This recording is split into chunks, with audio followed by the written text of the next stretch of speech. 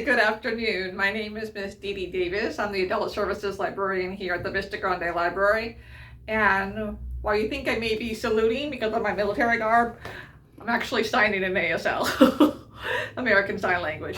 So salute, which I'm sure that's a really bad salute. I'm sure veterans and people will get on my case about that. But anyways, ASL saluting or saying hello, one-handed, two-handed. Anywho, we just finished talking about the Once a Warrior book by Jake Wood for our library presentation. And I have a couple of books and movies that are similar for like read-alikes, and then we'll talk about the next book coming up. So at the meeting for Once a Warrior, there was a really lengthy conversation about identity and group identity and how you identify yourself. So they talked about the examples were obviously military. So like when when a soldier comes back, but also they talk about sports in the sense of football was the example that was used. So team sports and being wrapped up in your identity, being an athlete. And then they talk about it was touched on a little bit about becoming a mom and or wife, about how many of the women also felt a loss of identity as an individual person when that transition happened.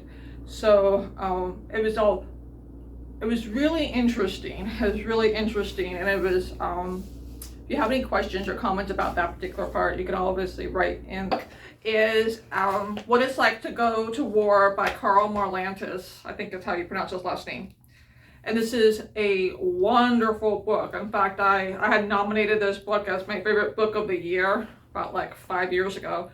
And it goes into the aspect of what it's like to be a soldier, in this case a Marine, and what it's like to come back and the psychology of all that. And he offers suggestions and to how to fix or how to ease soldiers back into civilian life, because U.S. government is pretty much failing miserably at that, and how you program a soldier and how you hopefully could deprogram a soldier. It's illuminating, it's serious, it's brutal, and maybe, just maybe, a little bit hopeful. But I really recommend this. There are some people in the group who didn't like the Once a Warrior.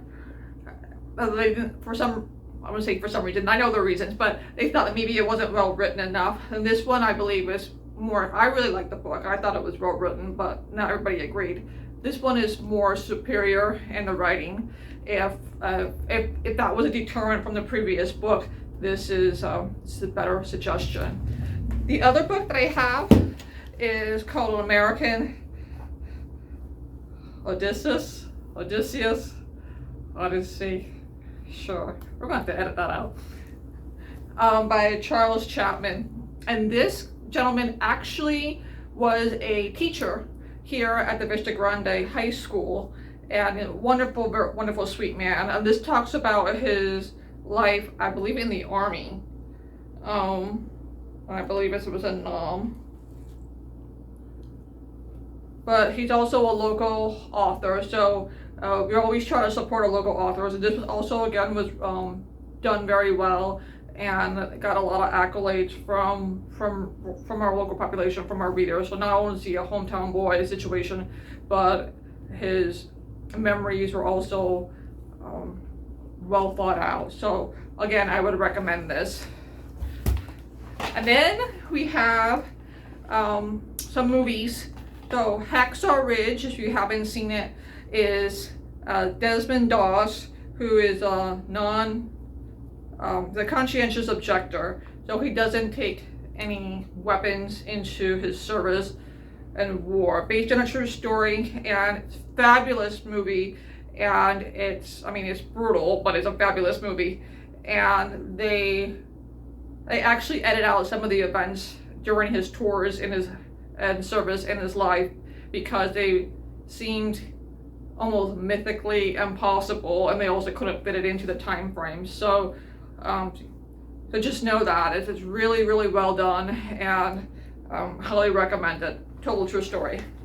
And the last one is Jarhead. This is a dark comedy. Some people wouldn't even classify it as comedy. Some people would, and it just talks about the realities of, for a lot of soldiers, actually, while they're active, they're not actually in combat. So they're over there, there's a lot of waiting, a lot of back and forth anticipation, but they don't actually have any real fights with the enemy. And but it's still a really intense movie, and Jake Gyllenhaal is like the master of this sort of thing, just really kind of intense